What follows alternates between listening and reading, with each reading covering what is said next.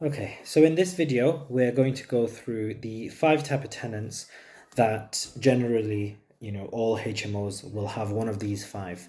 And the reason this is important is because when you first start off, you need to decide which niche do you want to work with. And in business as a whole, the more niche you go, the more money you make. That's a very important principle, and very few people seem to understand it at times. The more niche you go, the more money you make. Why? Because you're serving a very, very, very specific type of people to a very, very, very high service, a high level. Okay, so 5 types of tenants and the pros and cons. Okay, so let me introduce who are the 5 types of tenants. The first type of tenant is, of course, students. Okay, there are many student HMOs all over the country. It's very common. When you think of a shared house, you tend to think of students. Okay, they're at university or they've yeah, generally it's always that they're at university. If they've graduated, they're no longer students. Okay, that's number one. Number two is DSS, which just means that they're on benefits. Okay, so benefit tenants, you could manage this yourself and have people on benefits all taking up a room each. And so it's not through the council, it's you directly taking them. So benefit tenants. Third one is blue collar. Blue collar is just a term which refers to working with your hands. Okay, people that work with their hands. So tradesmen, builders, electricians, carpenters, anyone that works with their hands. So it's a skilled trade, but they're not working with their minds, they're working with their hands. Okay.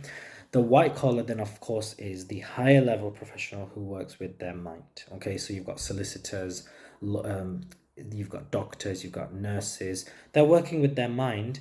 Nurses, you could kind of say that they're in between. I'd probably put the nurses in the blue collar. They wear blue uniform too, so I'd put them in the blue collar field category, and the white collar is more the the very, it's like 4, 5, 6, 7 years worth of education that they had to do. So mostly doctors, solicitors, very intelligent people who've studied massively. Okay, more than a normal 4-year degree.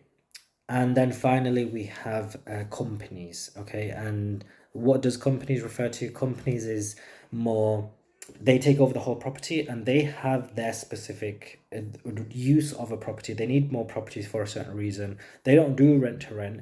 They just need properties to fulfill their service. Their business is something else. For example, a disability company. This is one example.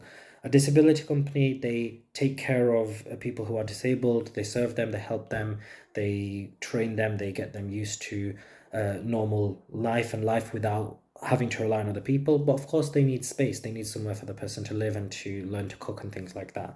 So they will house them and then they will send their workers. Their workers will have a room for themselves, and then they will be helping the person who's disabled, and so on. So a company, another example of a company is a construction company. So there might be a job, a big job, a big train or a big development taking place, and huge development, and the company needs to send their workers to that location, and they need houses around there to house them all. So they want to take a whole property on for 3 to 6 months, and it's just their workers that are going to go and stay there. Okay, so these are the 5, and in the next video I'm going to talk about the pros and cons of each one, and that will help you to then decide which one do you prefer, which one do you want to focus on. And one of the really important things is not to mix them.